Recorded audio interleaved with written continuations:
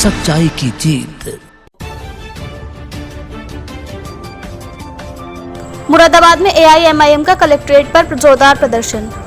मुरादाबाद में मंगलवार को ऑल इंडिया मजलिस इत्तेहादुल मुस्लिमीन की इकाई की ओर से कलेक्ट्रेट पर जन आक्रोश धरना प्रदर्शन किया गया, जिसमें एआईएमआईएम की ओर से एक संबोधित ज्ञापन महामहिम राष्ट्रपति को जिलाधिकारी के माध्यम से सौंपा गया।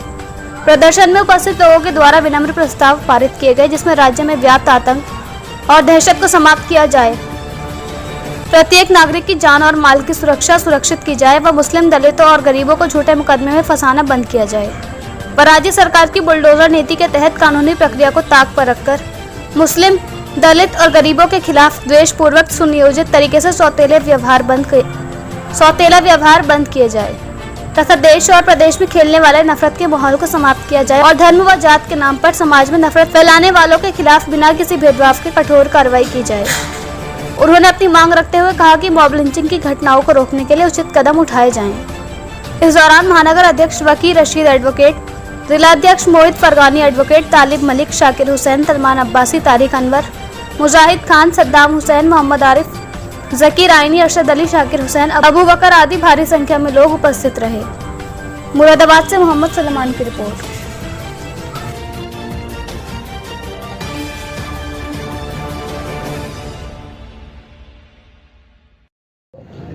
आज मुरादाबाद की ज़िला महानगर इकाई ने संयुक्त रूप से जिला अध्यक्ष मोहित फरगानी के नेतृत्व में आज यहाँ पे कलेक्ट्रेट पर धरना प्रदर्शन किया है, जिसमें हमने राष्ट्रपति जी को ज्ञापन सौंपा है जिलाधिकारी महोदय के द्वारा, जिसमें हमारी मांग है कि मॉब लिंचिंग को तुरंत बंद किया जाए। मॉब लिंचिंग के नाम पे जो मुसलमानों का उत्पीड़न हो रहा है, उनको जान से मारा जा रहा है, उनकी जान ली जा रही है और फिर मॉब लिंचिंग के होती है, फिर मॉब लिंचिंग के नाम पर केस भी दर्ज नहीं होता।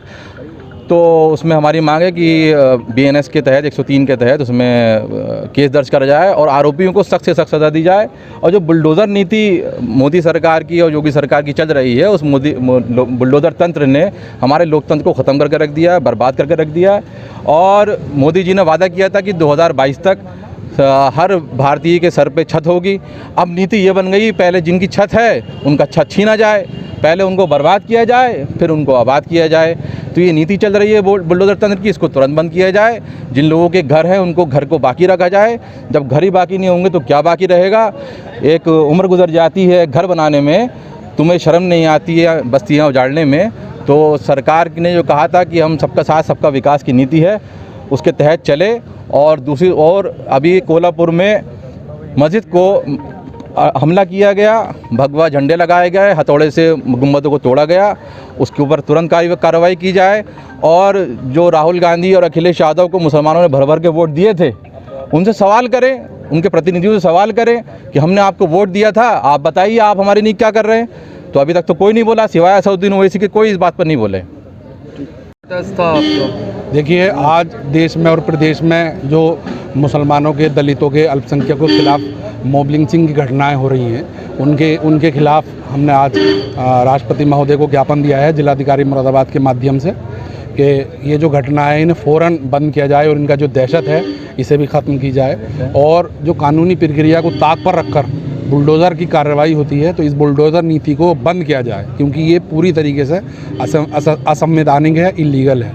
तो हमने ये मांग की है कि जो मॉब लिंचिंग की घटना है उसमें भारतीय न्याय संहिता की धारा 103(2) के तहत कार्रवाई हो और फास्ट ट्रैक कोर्ट में मुकदमे चलाए जाएं और इन लोगों को फांसी दी जाए। ठीक।